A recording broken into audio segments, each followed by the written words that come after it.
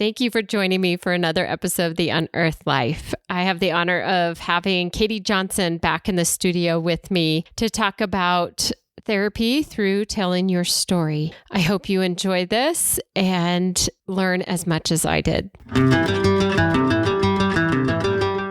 This is a poem by Emery Hall. Make peace with all the women you once were. Lay flowers at their feet. Offer them incense and honey and forgiveness. Honor them and give them your silence. Listen, bless them, and let them be. For they are the bones of the temple you sit in now. For they are the rivers of wisdom leading you toward the sea. I have been 1,000 different women.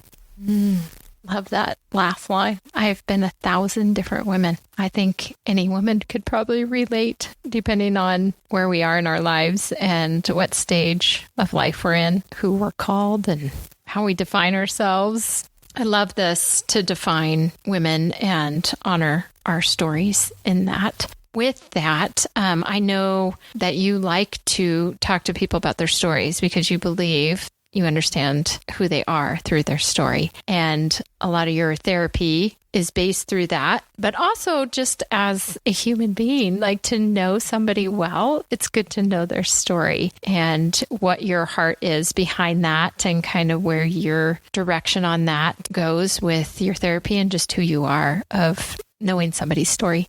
Well, I think you might appreciate this. I was reading about what Japanese believe, since you're Japanese. They believe we have 3 faces. Have you ever heard this before? Yeah. So one, the face we show others, people outside of our family, the face that we show our family, and the face we show no one. The face that we really don't show anyone is really, truly who we are. And that's what I want to capture in my therapy. That's what I go directly towards. That's what I aim to find is the person that we are afraid to see, afraid to know, and afraid to be.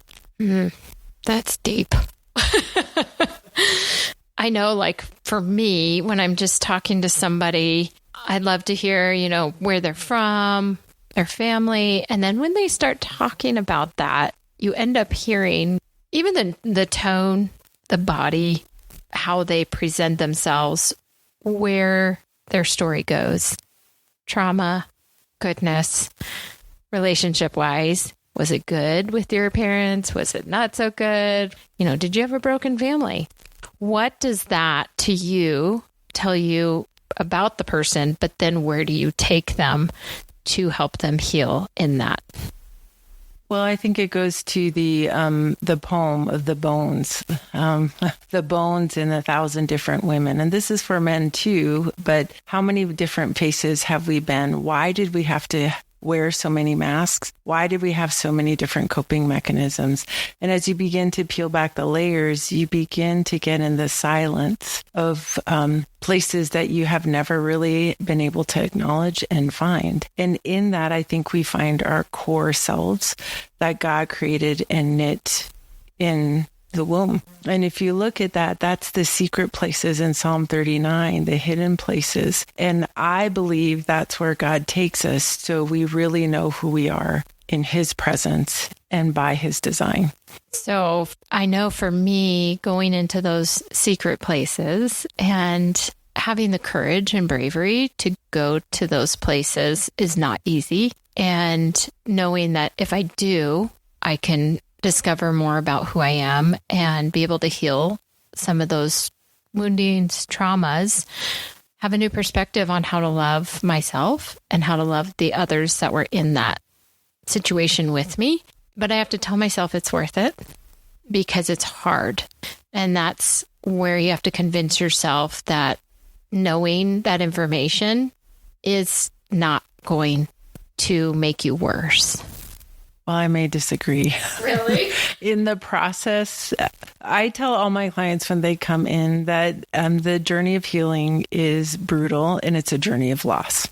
So yes, ultimately it is for freedom, and it is just as if you can breathe for the first time as you truly are. So yes, we eventually get there, but the process is brutal because And so many people don't identify that. And that's why I like to warn clients. So when they come and sit across from me, I loved how you said their body language, their intonations, how they speak. Behavior is a language. So we call that affect. So behavioral affect, how they're behaving, how they're fidgeting, how they're sitting, the tone of their voice, all is a story that most people don't have the ability to sit in, understand, and learn. And first and foremost, we have to learn for ourselves. And sometimes we need somebody to sit across from us and say, why are your legs shaking? What about this conversation is making you nervous? Most of us are so disconnected from the embodiment of our story, our trauma, that we don't know how to pay attention to ourselves. And if we can't pay attention to ourselves, how do we ever ultimately find ourselves? Yeah, so good.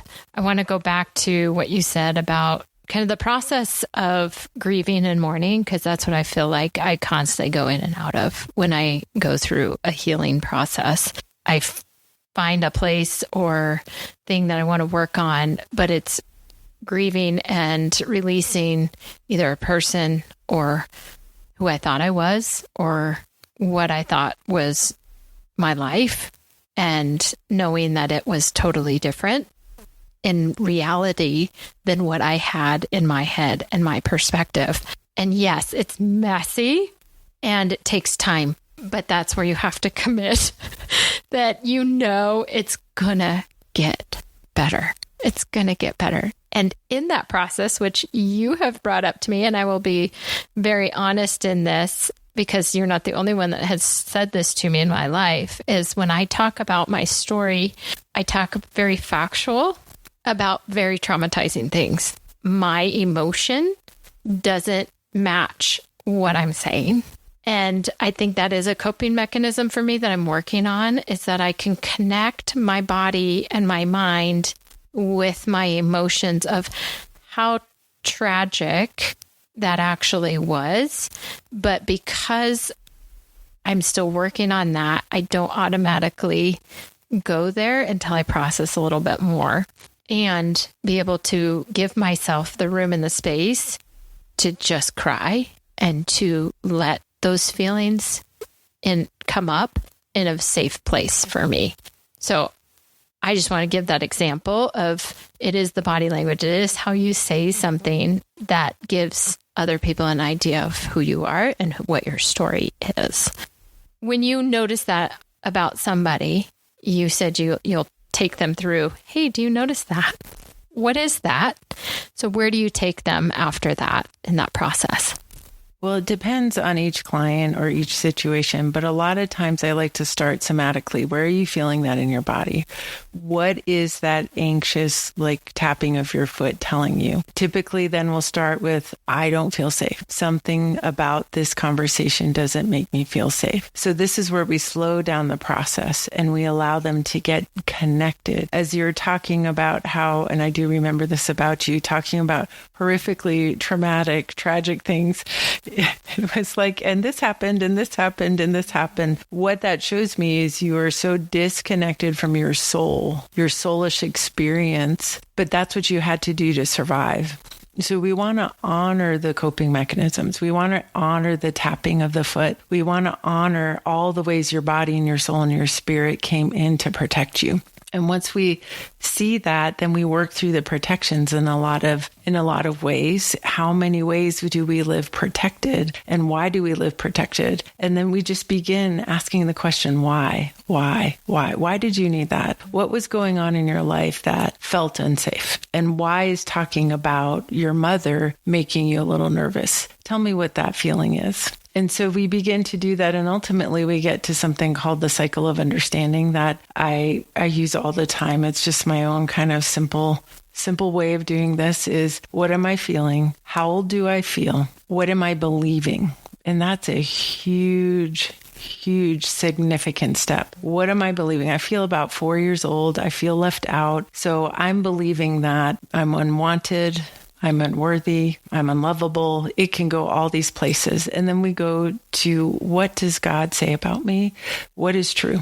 And what people don't understand is healing and getting into your story is not, I've identified that maybe my mom manipulated me more than I thought. I feel so much better and I'm going to skip out of here. That, as you said, the process of grief is really the process ultimately of acceptance. Big picture thing is an acceptance of who we are, wholly, physically embodied of Christ. Part of that is how we talked about these pieces in that poem so beautifully, that there are these broken pieces, thousands pieces, perspectives that we change throughout our lives. If somebody, you try to go there with somebody and then they start going they don't get where you're taking them and they don't have the ability or capacity to move into that place within them, what do you do in that regards? Because I feel like sometimes I'm trying to help a friend or somebody who's talking to me about something pretty deep,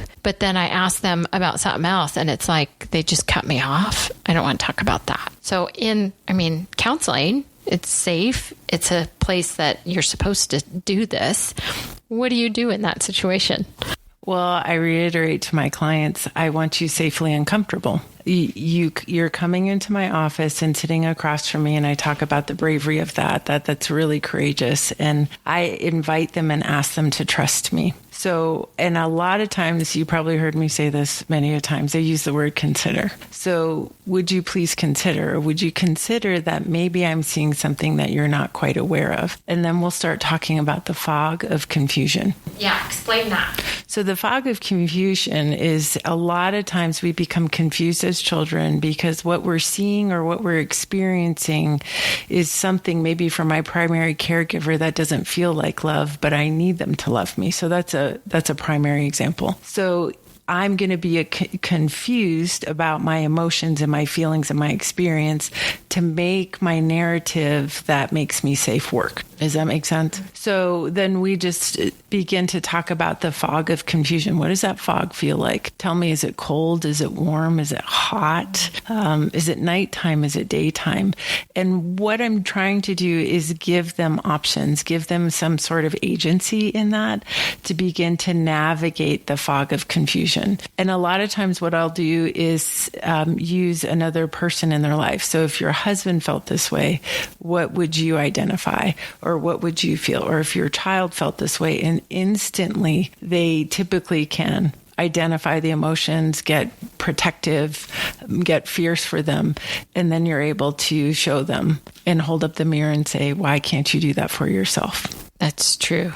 I've had people do that with me, going through something and just being really hard on myself, and those blasts of all of the negative, you're not good enough, you can't do this, you're a failure, you name it, in those moments, and you just can't get out of your own head, and you start talking to somebody about it, and then they go, would you say that to somebody else in your same situation? If you were talking to a friend and they were saying that, all those things, what would you say? Oh, I wouldn't blame them.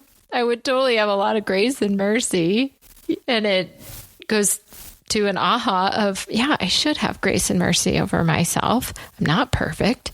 I am going to fail. And it's hard. And I have to tell myself that often, of going to those hard places and doing hard things doesn't mean failure and hurt physically, but I do have to work through it and get to the other side, which I know, because I have done it multiple times, that there is freedom with God. Asking, giving permission with God into that part of my story, his perspective. And that's where I've gotten a lot of freedom, is when I've prayed through it and I asked Jesus, where are you in my story? And he gives me a picture. There was this time I was just really struggling with something, and I was praying with somebody, and they said it was my child, just took me back to where it was, and it was my childhood home. And they said, where's Jesus? I said, he's on the driveway. That was really weird. They're like, well, go to him. And so I stood with him and looked at the house, we were holding hands, and we looked at the house, and he goes, you don't have to do that. I'm here with you. You don't have to do that by yourself. And it just healed so many things. I was probably like in that mindset, probably 8. And that was a really hard time in my story to know that Jesus was there.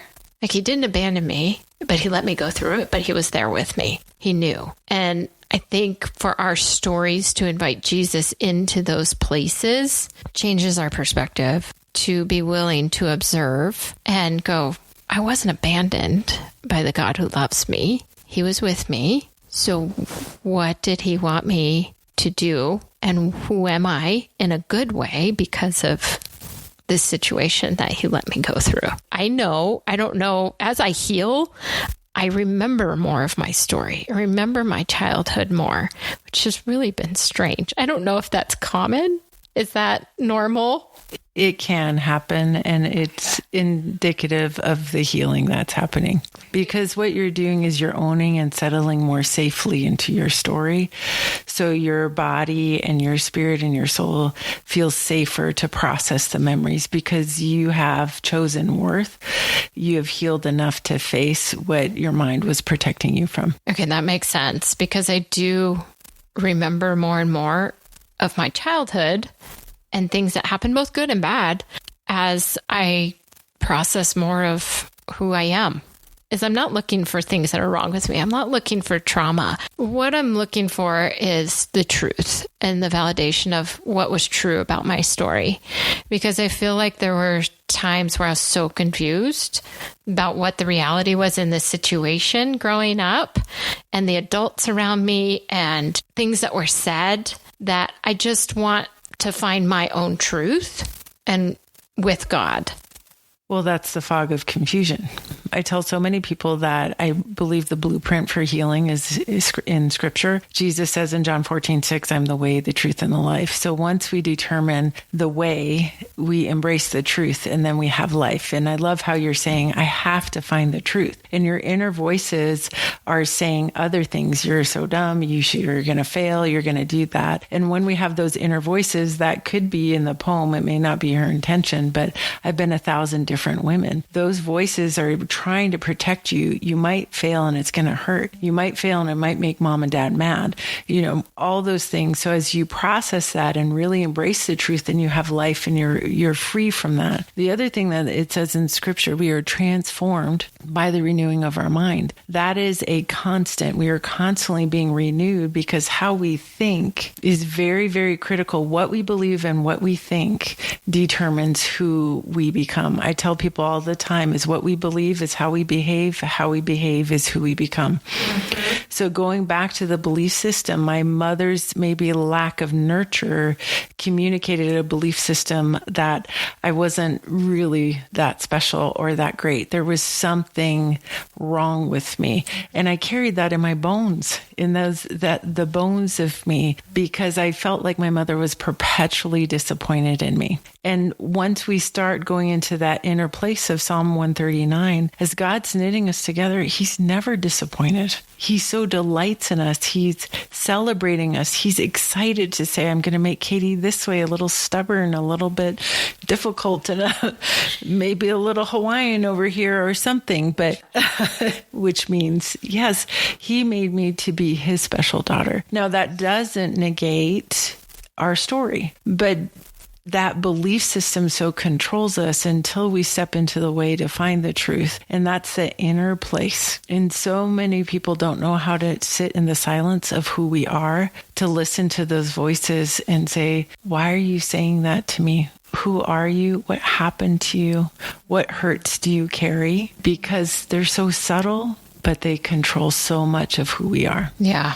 Well, you had given me the quote from Maya Angelou: there is no greater agony than bearing an untold story inside of you. And I had seen this a long time ago. It is what we're talking about. Some of our grief, some of our sadness, some of our anxiety, I feel like we deal with from day to day, is the fact that we have an untold story that we don't know about within us. And it's being able to be around people who can bring the truth, see us in that light, want the best for us, desire for good things, and for us to be loved by God and to receive. It is your story that tells you where love was, where you missed love, where it didn't come to you, and how God intervened in it all. We know He loves us.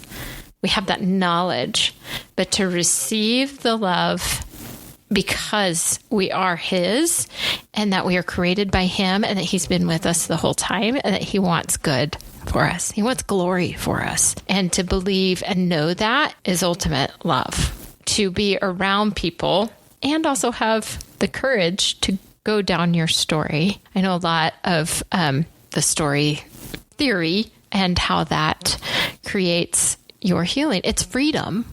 Once you know the truth, you get freedom when your truth is validated. Absolutely, you get freedom. But you mentioned before about grief, the process of grief and honoring the story, because there's so much we do accept that we fought a whole lifetime to not accept. And that process is painful because where do you put maybe the disappointment or the rejection of a father or a mother or feeling unloved or abandoned by someone you so dearly loved? Accepting that because you can't do anything to change that. You can't be perfect. You can't do these things. And you spent a lifetime doing them. So sitting in that and accepting the hurt and then honoring the hurt is really allowing yourself to process that out of yourself. When we cry with emotion, 98% of our tears are stress hormones. So when we cry with emotion, we are expressing a language of us that can only be understood by the God above and by our Creator. But that's when you're acknowledging and surrendering at the feet of Jesus. I can't do anything about this, and I'm sad because I'm waking up and beginning to understand that I am a beloved child and I was meant to be cared for. And it's so hard, especially in the American culture where we can't do something about it. We can't fix it. We can't put a Band-Aid on it. We can't do anything. We have to sit in the helplessness, in the original place of powerlessness of this just hurts. And I'm heartbroken. And that's where God comes in and He picks up the pieces and He begins to tell us who we really are with Him and in Him. Yes, absolutely. I also had this kind of aha when I was doing some work was as much as we find out about our past and who we are and understand it, and God comes in and heals us. And if I fully believe in the truth that God has healed me and I've accepted that situation and I can't change it, I can move forward with the knowledge of who I am because of it, but also honor what I went through was hard, but I'm also so much better as I've accepted it and as I've acknowledged I got through it because there's a God that loves me. Yes. The past is meant to be a teacher, not a prison. Say that again. The past is meant to be a teacher, not a prison.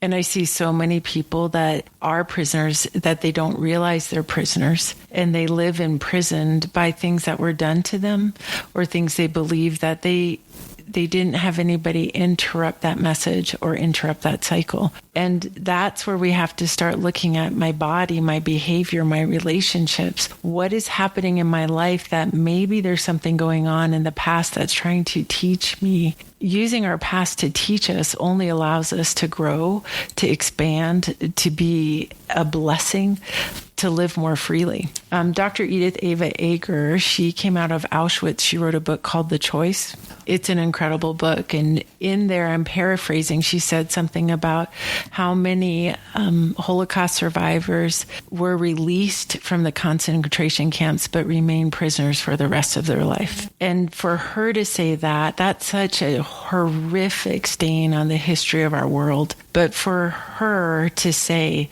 I don't want to be a prisoner by what somebody did to me, that's such a stark, glaring example of power and empowerment of choosing life and goodness and freedom. I'm choosing to live free, even though this has done this to me. My past has been horrific. What's hard about the enemy and what he does to us is we have good families. We have food on the table. We get to go on vacations, but there's neglect, there's manipulation. There are all these subtle ways that create prisons that we don't realize we're living in. And we're living bound to these lies. And that's why I want that cycle of understanding what's going on. Let's be curious and compassionate to ourselves. Let's not condemn ourselves. Seems like you were very good at that in the past. And in that inner voice, all those voices, there are little voices that talk to us. You're fat, you're this, you're not smart, you're a failure. Sometimes I ask, who's saying that? Because sometimes that's a grandmother, sometimes that's a friend, sometimes that's just us. But do you see how that keeps the prison going?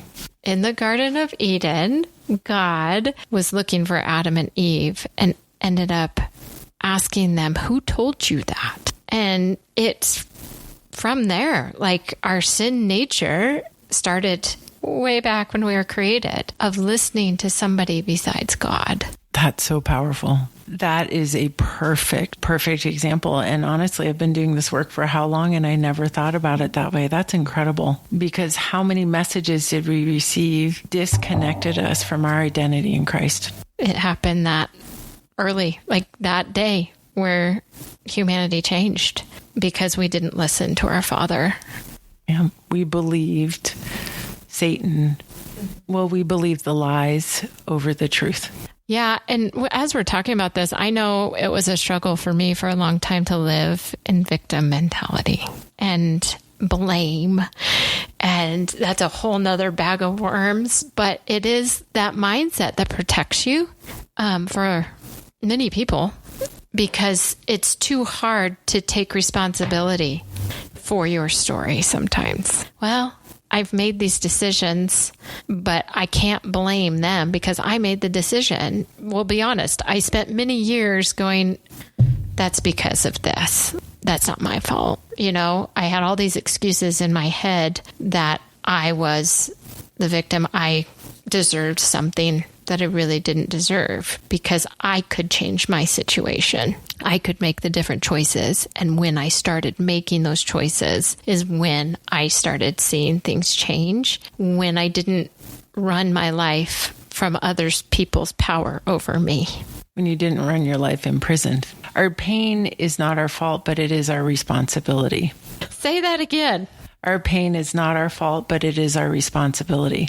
And I also say resentment, bitterness, and unforgiveness is unresolved anger. And unresolved anger is truly unresolved hurt, because anger is a secondary emotion typically where it's a protector, it's a bodyguard of hurt. So when we find this ruminating bitterness or resentment, what that tells me is there's some hurt going on that I haven't really acknowledged or identified or released to the Lord, because there's something I don't want to face there. There's so much we catastrophize in our mind because we lived it, but we're stuck in the past. So we're stuck in that hurt and we're trying not to hurt anymore. But the problem is we've already lived through it. So it's okay.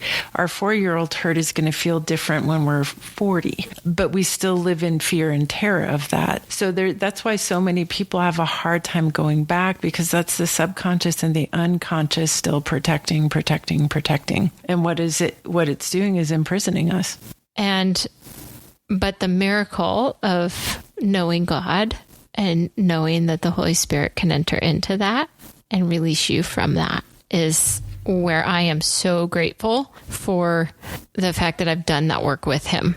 Like, you can do counseling and you can talk and do everything you can, but there are those places that can only be healed with Jesus, because he is the safety net.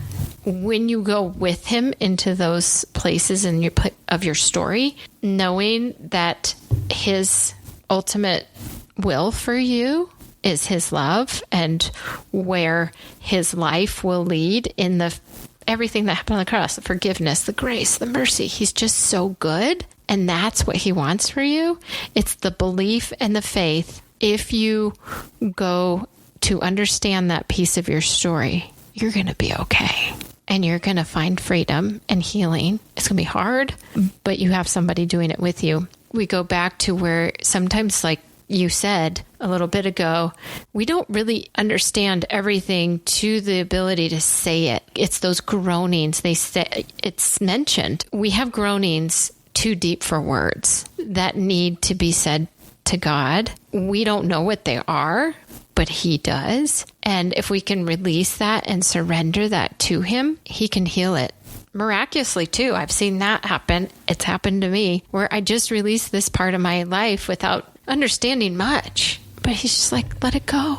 Forgive and let it go. And it is miraculous in many ways that I have been able to do that.